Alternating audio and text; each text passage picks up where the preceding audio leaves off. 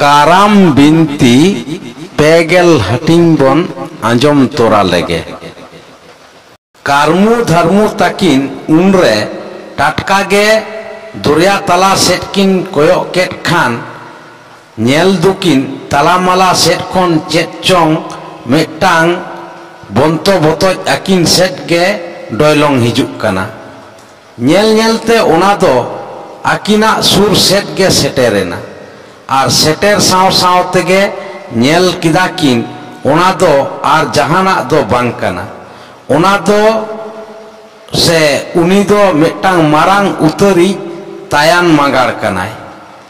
उनी दो कारमु धर्मु तकिना मोचा खन उडुकोक कान ओढ़े आड़ांग को आंजम काते काराम गोसाया ᱧᱩᱛᱩᱢ आंजम कातेत गे ओना दरिया तला खन शहर सेटेर रेनाय कारमु धर्मु तकिन ठेन। उनी हो उनरे आया रेंगेज राबांग को रेना कथा कोगे उनकिन दो काराम गोसाई ठेन लई भेजावाकिन लगित तै उटपुटुक कान ताहे। उनी तायान दो दरिया तला खन डोयलोंग हेज कातेत उनकिन कारमु धर्मु तकिन सुर रे शहर सेटेर कातेत उनकिन ठेन कुकली दोहो किदा। हें बाबू आबेन दो काराम गोसाई पीछे बेन उडुक आकाना आर ओका रेगे बांग उनी दो मेना आकादिया। इन हो आदि दिन खनिन मोने जोंग काना उनी काराम गोसाई इnye रेंगेज राबांग रेना कथाइन लई आंजमाया मेनखान ᱧᱟᱢ गे बई ᱧᱟᱢ दाड़ेयाय काना। चिकाते आदुñ लई आंजमाया नॉय एनते नुना इन हापा उमेर गोड आकाना गुजु ऑक्तो हो सेटेरोक कान तिña आर ओना गुजु ऑक्तो सेटेरोक कान लहारे इन दो आदि तेट गिñ हारकेतोक काना।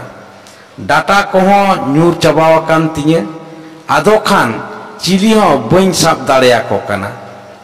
ओना खातिर दिनम गे रेंगेज आर रेंगेज तेगे ताहेन हुयुक कान तिña। उनी ठेन बेन चलाक कान रेदो आसोकायते इᱧ नोआ दुख दोसा रेना कथा हो लई आंजमाय बेन बाड़े। उनरे उनकिन कारमु धर्मु तकिन आदो उनी तायान किन लई आदेया। लई मालिंग लई आइगे मेनखान काराम गोसाई मा नोआ ओगम दरिया हाना सारे मेना आकादिया उना चांदान बुरु रे मेना उना चांदान दारे बुटे रे। चिकातिलिंग पारम चलाआ ओका हो बांगलिंग उयहर ᱧᱟᱢ दाड़ेयाक काना। एनखान बाबू मा आबेन दो इᱧ दियारे देजोक बेन पालेन तला दरिया रे इदी कातेम जमलिंग उना दो बाबू बांगिंग निर्मायावा कथा एम कातेत इदियेत बिनें। नितो खन दरिया तला रे आबेना सनाम लेकाना दुख दुरिब को खन दुख दाराम लगित ते दो आबेन बखरा ते दो इंगिंग ओडावेना। उनकान कथा को आंजम कातेत उनकिन हो तायान चितान रे पतियो दोहो कातेत गे उनिया दियारे आदोकिन देजिना। तायान हो उनरे उनकिन दो दियारे लादे कातेत ओना दरिया दा पारम चला लगित ते आदो डोयलोंग ए एहोबिना। काराम गोसाई दोय उसद आकान रेहो कारमु धर्मु तकिन किन मुचेद उतरोक मा मोने रे नोंकान आस दो एकाल गे बानुक ताया। ओनाते उनी दो सांगिन खन गे आकिना ताराम डाहार रे आकिन सामांग रे सेटेरोक कान दुख विपद से सारा घड़ी के दिशा दो मेना आकात ताय गिया। जहां किन हारकेतो कान दो ओना दो एखेन उनकिन दो बिडेव गे उनी दोय बिडेवेत किना। कारमु धर्मु तकिन दो ओने तायाना दियारे देज कातेत ओगम दरिया किन पारम चलाक कान रेदो नेलाकिन दरिया भितरी रे आदि हापड़ा हापड़ा जोजोमान जीव जियली को ओंडे मेना आकाट कोआ हाराम आकाने उनी तायान ओंडे आदो जोतो कोगे को मिताई कना ए हाराम तायान चेत उन दम हैरानों कना उनकिन दो आमा दिया खन आंगो किन में सनाम कोते उनकिन दोबन हाटिंग जम किने उनकुआ उना कथा को आंजम काते कर्मु धर्मु तकिन मा बोतर तिकिन लिकब कना दरिया रेन जियली कोआ कथा आंजम काते तायान उनरे लई किदा कथा एम कतिन आगुयेत किने ओना लेकाते नोआ दरिया तालारे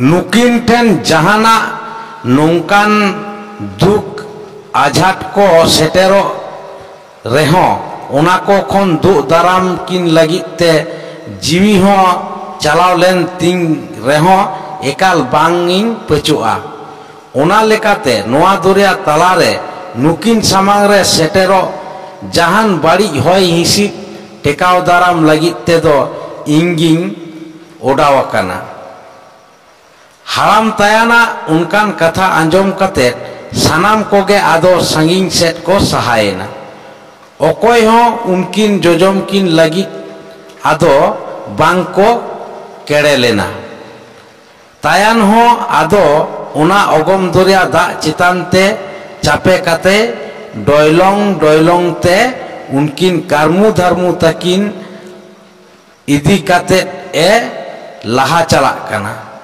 उन रे कर्मु धर्मु तकिन उनी कराम गोसाई उइहर कते किन ओढ़ेदा सारी सारना धरम आखड़ा प्राइवेट लिमिटेड कंपनी रे सेलेदो लगित ते जोगाजोग ताबन पे नुआ फोन नंबर रे।